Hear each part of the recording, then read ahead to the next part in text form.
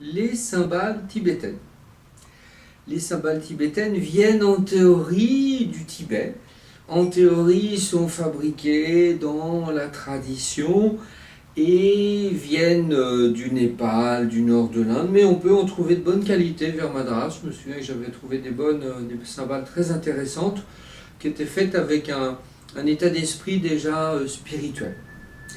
Elles nous viennent de la tradition des bouddhistes tibétains qui s'en servent pour chasser les mauvais esprits avec des sonorités assez violentes parfois. La sollicitation que j'en ai, notamment quand je les prépare au niveau spirituel, c'est une sollicitation d'abord délicate avec les esprits de la nature. Je vais me rapprocher pour que vous entendiez mieux. Hop là.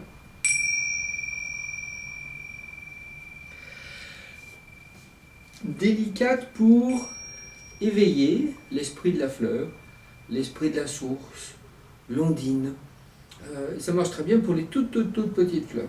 Après, quand vous avez un très grand arbre, un tilleul magnifique, alors là, vous pouvez effectivement faire sonner très fort. Là, si je le fais, ça va être assourdissant.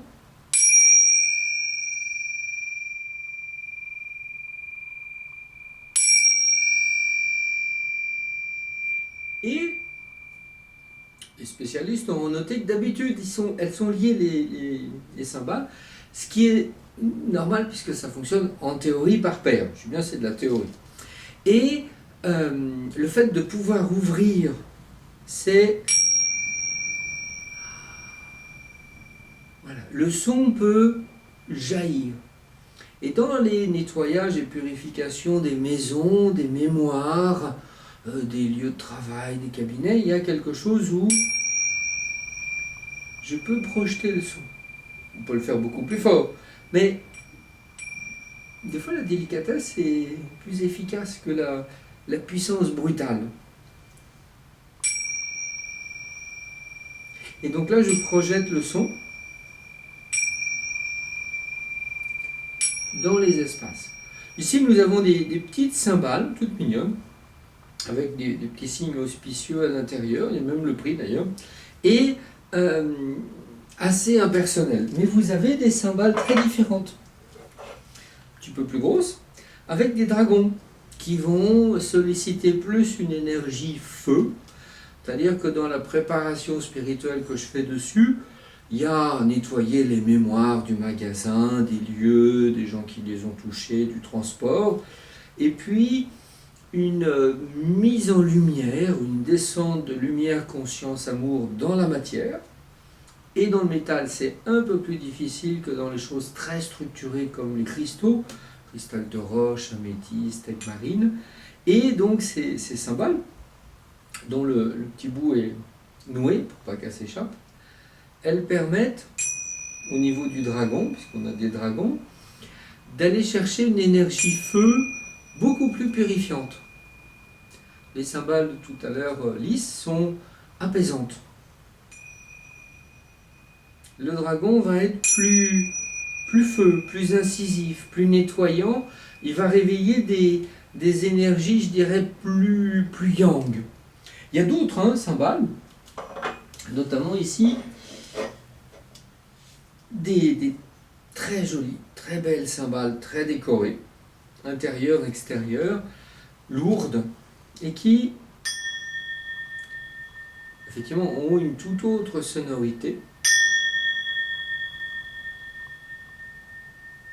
qu'on peut utiliser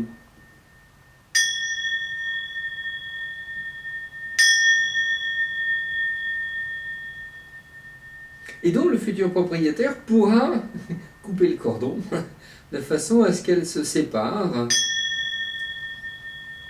Et sur les cymbales, souvent des signes auspicieux, des signes alchimistes qui à chaque fois vont donner une caractéristique particulière à l'action et à l'efficacité de la cymbale.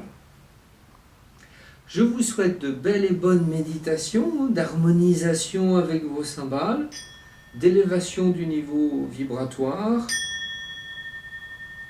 d'enracinement. Et pour finir, une petite pièce, je dirais exceptionnelle, donc une seule cymbale, avec une petite corne d'un animal de là-bas. Et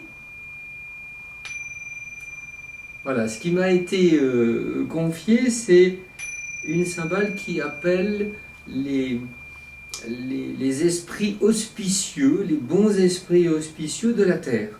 Et donc, aller chercher l'énergie de la Terre, bien enracinée dans les pieds, dans le hara, dans le périnée.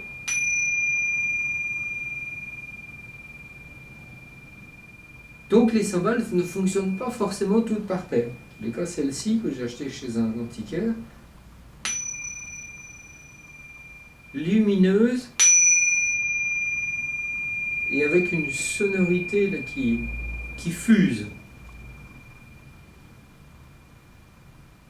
Je vous souhaite de belles méditations lumineuses, agréables, dynamisantes, purifiantes et qui élèvent les énergies avec vos cymbales.